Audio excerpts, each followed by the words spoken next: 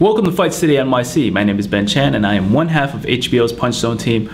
We've got a fantastic weekend of boxing to recap. Let's start with Julio Cesar Chavez Jr. versus Sergio Martinez. This was a fight to unify two of the middleweight belts, and for the first 11 rounds, it didn't look like much of a fight. It looked like Sergio Martinez was in a completely different class from Julio Cesar Chavez Jr., which he absolutely is. Julio Cesar Chavez Jr. is a fighter who hasn't fought the level of competition that Sergio Martinez has fought. Even at 154, moving up to middleweight, Sergio Martinez has knocked out middleweights, and it looked for all purpose like he was about to do the same thing with Julio Cesar Chavez Jr. For the first 11 rounds, Chavez didn't do anything. He just had no answer for Martinez's speed, and Martinez was hitting Chavez with some hard shots, but he was fighting on the balls of his feet. He wouldn't let Julio Cesar Chavez Jr. set his feet to punch, and that's what Chavez needs to do in order to land his hooks. His best punch is the left hook, and in order to land the left hook, Chavez needs to sit down and set his feet. Martinez wasn't giving him the opportunity. He was hitting him, moving, and not hitting him and moving, combinations, punches to the head, to the body, softening Chavez Jr. up, and it looked like Chavez was completely befuddled. Chavez had no jab. It didn't seem like he had any kind of plan B. If he wasn't able to bully Martinez, there was nothing else to do. He doesn't know how to use the jab to blind Martinez and to use power punches behind the jab. That would have been a more effective strategy. And for 11 rounds, Martinez beat the crap out of Chavez. It looked like Chavez was employing the Homer Simpson strategy, which is let the other guy hit you as much as he can. Maybe the other guy will get tired, and then when he's really tired, then you hit him with all you got. And it almost worked. In the 12th round, actually, let me backtrack. In the 11th round, there was a subtle change in the last minute or so of the round. Martinez started to sit down on his punches. Martinez seemed like he was gunning for the knockout. It seemed like Martinez said to himself, okay, now I've got Chavez. I've hit him all night. I've weakened him. Now I'm gonna knock him out. And he went from fighting on the balls of his feet to sitting down on his punches, to fighting fat-footed. And he was standing right in front of Chavez, and Chavez let his hands go. And even though Martinez won the round, there was a subtle shift in the action. And then in the 12th round, Martinez came out, and he knew that he had won the first 11 rounds. And usually after that, the fighter that knows that he's in the lead protects the lead by playing the four corners offense, where he goes to all four corners of the ring, just trying to avoid getting knocked out. Not Martinez. He wanted Chavez. He wanted a knockout. He wanted to feel Chavez's power. So he stood in front of him, and they exchanged blows. And he gave Chavez the opening, and Chavez, to his credit, after absorbing 11 rounds of punishment, took advantage of the opening, and he hit Martinez with everything that he had. He hit Martinez with some really thunderous shots that maybe would have knocked out any other middleweight in the world. And Martinez did go down, but he got back up. And instead of trying to clinch like a hurt fighter would do, Martinez kept on exchanging, flailing away, hitting Chavez too. Maybe it saved him, maybe it didn't, I don't know, but Chavez was not able to knock Martinez out. And even though he got knocked down in that last round, he was fighting back the whole way. And if you watch the end of the fight, as soon as that last bell rings, Martinez knew he had won the fight, and he is happy. Even though he got knocked down, even though he almost lost, he came this close to getting knocked out, he was happy because he had felt Chavez's power. And Chavez is the one walking back to his corner with his shoulders slumped. I think he was relieved that the fight was over, and he was relieved that he didn't totally embarrass himself. He didn't embarrass the Chavez family name. And that's what Martinez wanted. He wanted the victory, he wanted to feel Chavez's power, and he wanted to give the fans a show, and he absolutely did. Now, after the fight, Chavez said that if they rematched, he would knock out Martinez. I don't know, actually, if they rematch, and that's a big if. We'll talk about why later. If they rematch and Chavez opens himself up to go for the knockout, if Chavez opens up his offense to go for the knockout, I think he's actually just creating more openings for Martinez to knock him out.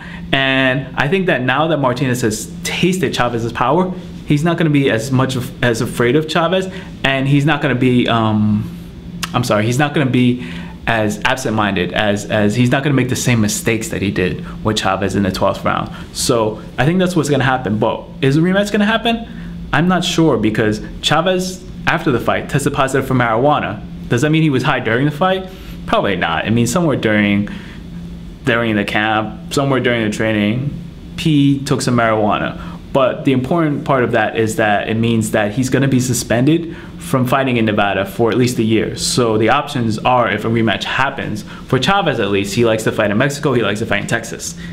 There's no way Sergio Martinez is going to fight Julio Cesar Chavez Jr. in Mexico or Texas, because Texas might as well be Mexico in terms of Julio Cesar Chavez Jr. He's gotten some disputable decisions there. Mexico, there's no reason for Martinez to go down there to fight Chavez, unless that's the only money fight that he can get at this point.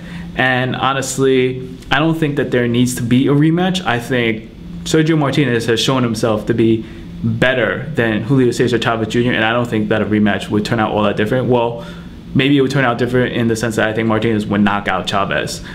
Martinez has other things on his plate.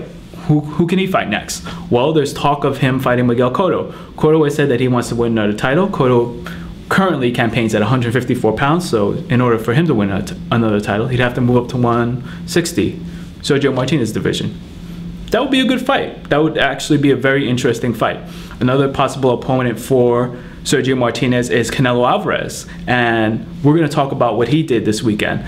But before we move on, we should also point out that Sergio Martinez broke his right hand, and he also tore some ligaments in his left knee. He might require surgery. He's going to be a 38-year-old fighter by next year. The earliest that they're targeting his comeback is May 4th of 2013. He's going to be 38 years old, so you never know what time and the surgery is going to do to him as a fighter. So I hope you got a chance to watch the Martinez-Chavez fight, and if you didn't, it's worth going back to watch, because you will see just almost a brilliant fight, a brilliant fight strategy for the first 12 rounds. You'll see Martinez fight an almost perfect fight, and in the 12th round, it's just electric. So go see that fight if you haven't watched that fight yet. And now we're going to talk about Canelo's fight. Canelo Alvarez fought Josesito Lopez.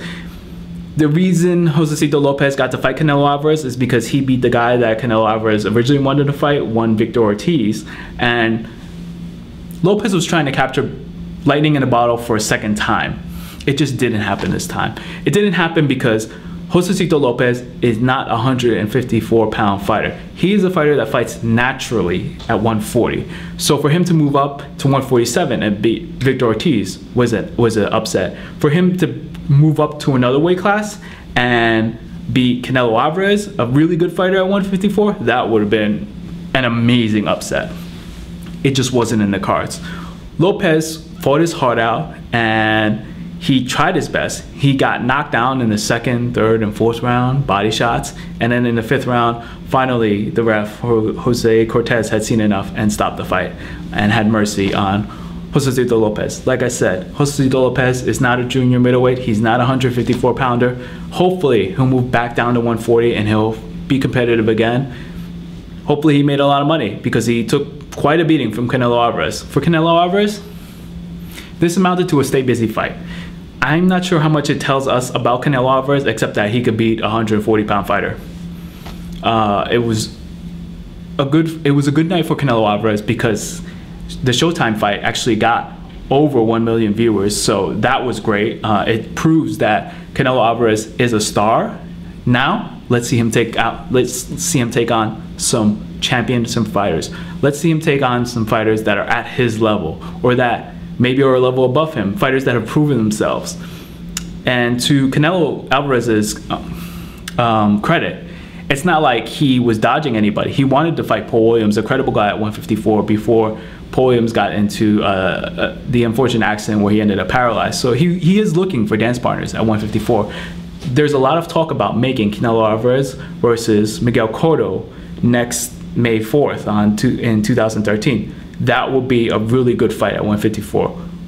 There might even be talk of asking Martinez to come down and fight Alvarez. That's a good fight too. So before I move on to bits and pieces of news for upcoming fights, let me first also talk about the undercards of both of the fights. Let's talk about the Martinez-Chavez undercard, where we had Rocky Martinez beating up Miguel Beltran. Actually, they beat up each other, and Rocky Martinez scored a split decision over Miguel Beltran. This was a fight that was fought at very close quarters. This was a all offense fight. These guys didn't care much about their defense. and Beltran was actually deducted a point later in the fight because he hit Martinez in the back of the head. It wasn't an egregious foul, but the ref had warned Beltran about it before, and finally the ref had no choice but to take away a point. That ended up being the difference. That ended up being why Rocky Martinez ended up with the split decision.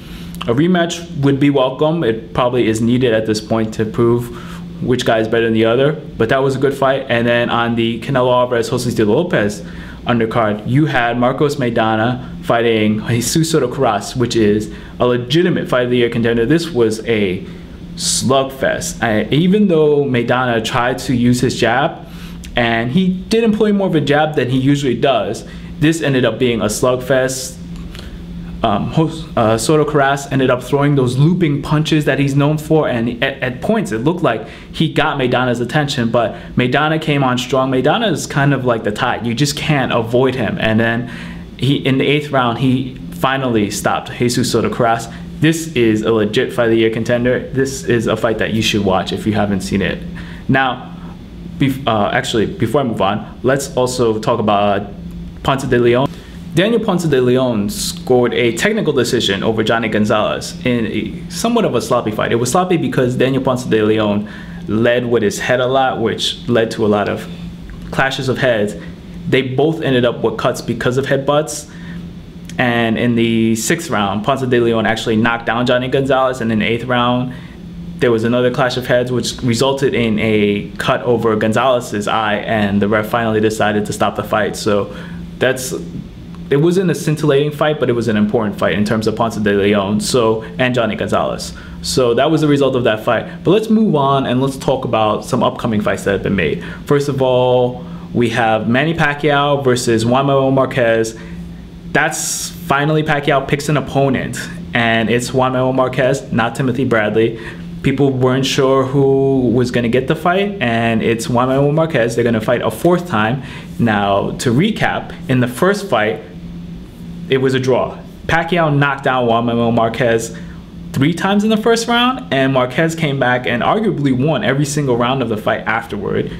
There were some rounds that were closer than others, but Pacquiao escaped the fight with a draw. Although the reason why it was a draw was because one judge wasn't aware that you can score around 10-6 and that you're supposed to score around 10-6 if there's 3 knockdowns. So that was a mistake on the judge's part. Otherwise, Pacquiao would have actually won the split decision. But anyway, close fight. They offer Marquez an immediate rematch with Pacquiao. Marquez balks at the money offer and decides that's too little money, I should be making more money, and goes and tries to make other fights.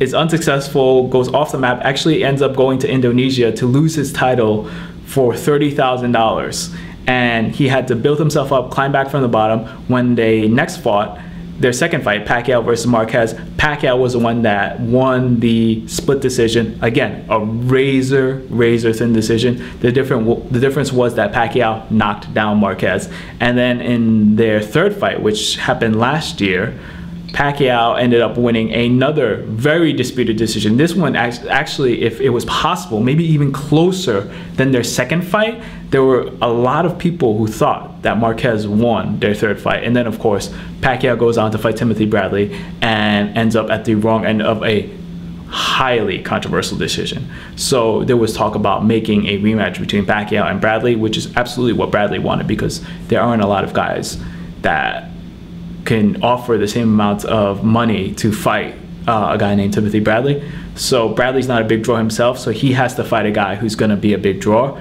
And in the end, Pacquiao chose to fight Marquez again because he feels like he has something to prove versus Juan Manuel Marquez. Pacquiao doesn't feel like he lost to Timothy Bradley, and he wants to close the book on Juan Manuel Marquez. We'll have more to talk about once that fight gets closer. That fight has been made for December 8th, and actually the week before December 8th, on December 1st, Miguel Cotto will be fighting Austin Trout. This is a very interesting fight because Miguel Cotto has said he only wants big name fights, and Austin Trout isn't a really big name fighter, but he's absolutely a top 5 fighter at 154 pounds. So this is an interesting fight because it should be a good fight at 154 pounds. He is fighting a legitimate fighter at 154 pounds and maybe setting the table for Canelo Alvarez versus Miguel Cotto for the 154-pound titles in in Cinco de Mayo of 2013. We'll see. And one last tidbit in boxing news, we have Amir Khan, who is finally selected a trainer. He will be